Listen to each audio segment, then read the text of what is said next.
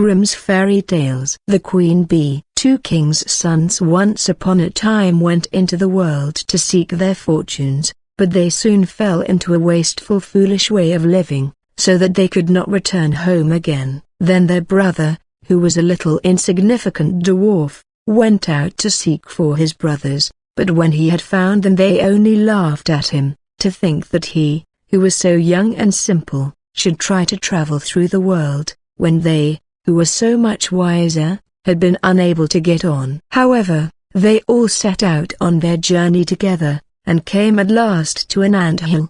The two elder brothers would have pulled it down, in order to see how the poor ants in their fright would run about and carry off their eggs. But the little dwarf said, "Let the poor things enjoy themselves, I will not suffer you to trouble them." So on they went, and came to a lake where many ducks were swimming about. The two brothers wanted to catch two, and roast them, but the dwarf said, "Let the poor things enjoy themselves, you shall not kill them."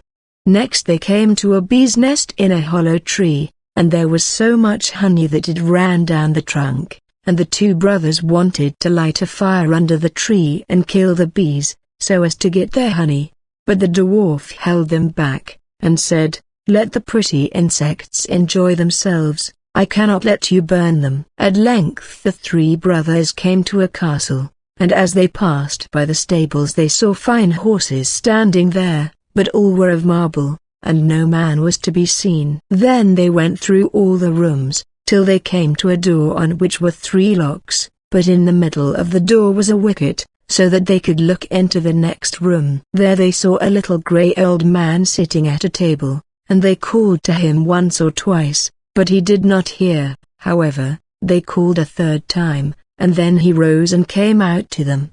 He said nothing, but took hold of them and led them to a beautiful table covered with all sorts of good things, and when they had eaten and drunk, he showed each of them to a bedchamber.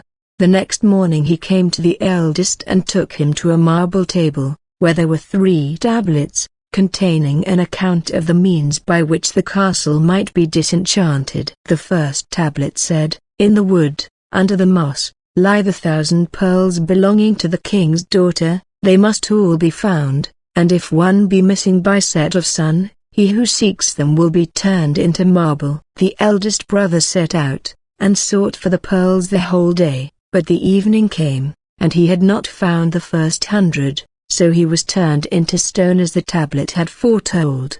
The next day the second brother undertook the task, but he succeeded no better than the first, for he could only find the second 100 of the pearls, and therefore he too was turned into stone. At last came the little dwarf's turn, and he looked in the moss, but it was so hard to find the pearls, and the job was so tiresome!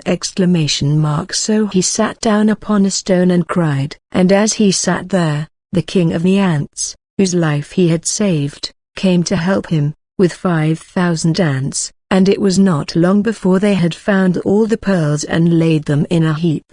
The second tablet said, "The key of the princess's bedchamber must be fished up out of the lake."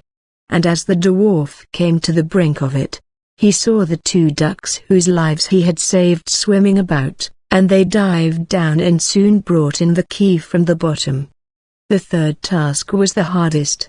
It was to choose out the youngest and the best of the king's 3 daughters. Now they were all beautiful, and all exactly alike, but he was told that the eldest had eaten a piece of sugar, the next some sweet syrup, and the youngest a spoonful of honey, so he was to guess which it was that had eaten the honey.